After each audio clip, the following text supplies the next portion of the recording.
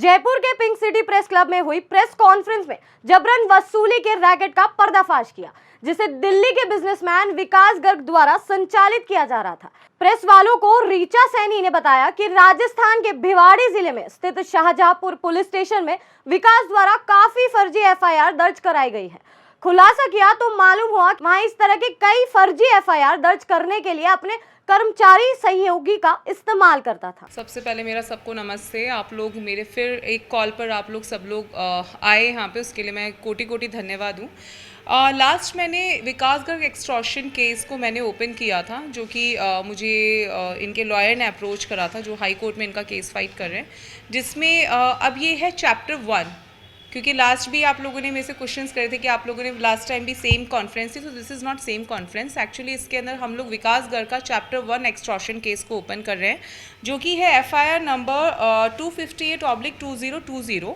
इसके अंदर बताया गया है कि विकास गर्ग पे जब इस खुलासे से ताज़ा हिस्से में शाहजहांपुर में दर्ज एफआईआर, जिसकी संख्या नंबर 258/2020 शामिल है, जो कि राजस्थान के भिवाड़ी जिले में स्थित पुलिस स्टेशन, यह एफआईआर 18/9/2020 को भरी गई थी।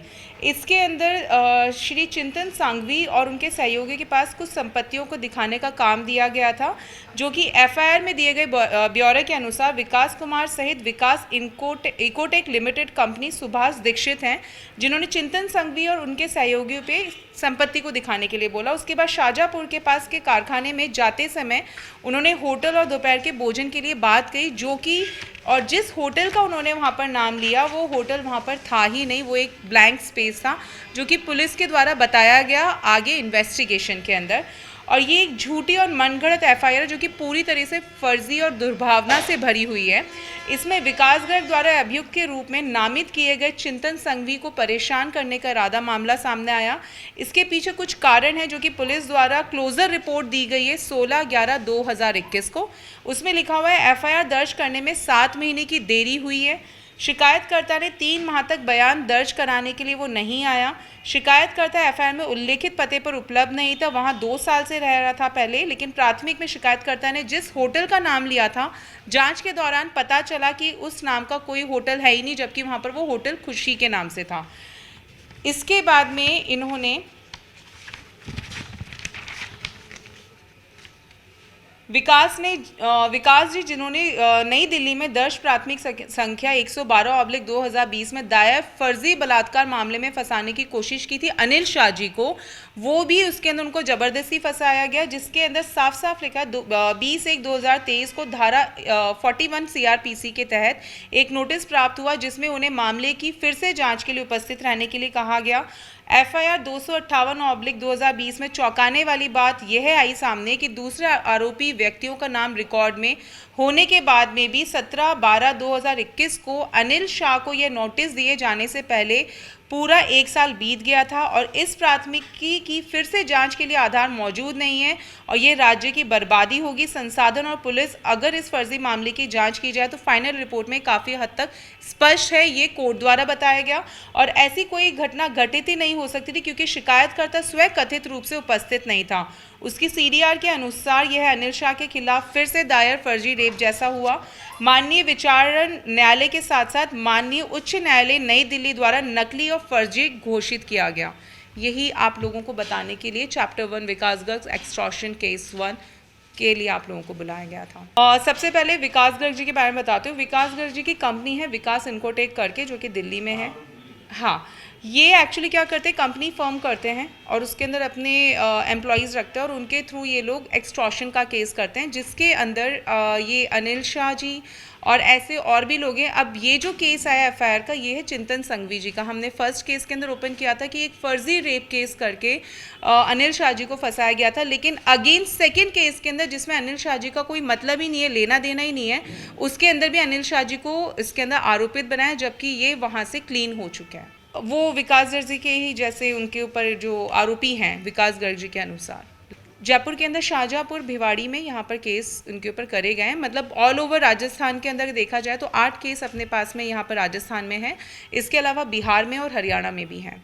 जो ये करते हैं इस तरीके से। केस कर रहे हैं विकास गर्ग, एक्सटॉर्ट कर रहे हैं बिजनेस क्लास जो लोग हैं, जो ये 18 लोग हैं, इनके ऊपर ये लोग फर्जी एफआईआर करते हैं जिसमें इन लोगों को कोर्ट से भी इनको फ्री मतलब न्यायपूर्ण इनको तरीके से जस्टिसली फ्री कर दिया गया है।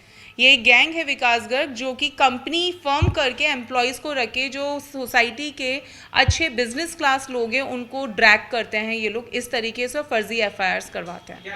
पुलिस का पूरा सहयोग है इसके अंदर, पुलिस बहुत अच्छे से सपोर्ट कर रही है, उन्होंने पूरी एफआईआर उन्होंने इन्वेस्टिगेशन करी है। आप देखेंगे जो पुलिस के ही है जिसके अंदर पॉइंट्स मैंने दिए हैं, जिसमें एफआईआर दर्ज करने में 7 महीने की देरी हुई, ये इन्वेस्टिगेशन पुलिस के द्वारा ही करी गई थी। सेकेंड है शिकायतकर्ता 3 माह तक बयान दर्ज करने नहीं आए, ये भी पुलिस के द्वारा ही इन्वेस्टिगेशन में आया है। ये पुलिस की इन्वेस्टिगेशन रिपोर्ट है जिसमें पॉइंट वाइज मैंने ये सब चीज़ें मेंशन करी है और उसमें ये लिखा है जिसमें मैंने खुद ने भी इन्वेस्टिगेशन करी है, बिकॉज वन साइडेड हम भी नहीं सोच सकते। नहीं, पुलिस का इन्वॉल्वमेंट नहीं है, ये रिपोर्ट है, ये क्लोजर रिपोर्ट है। नहीं, पुलिस कोई मिली भगत नहीं कर रही है, पुलिस ने एकदम जस्टिफिकेशन करा है, बहुत अच्छे से उन्होंने रिपोर्ट बनाई है, क्लोजर रिपोर्ट बहुत अच्छे से बनाई है।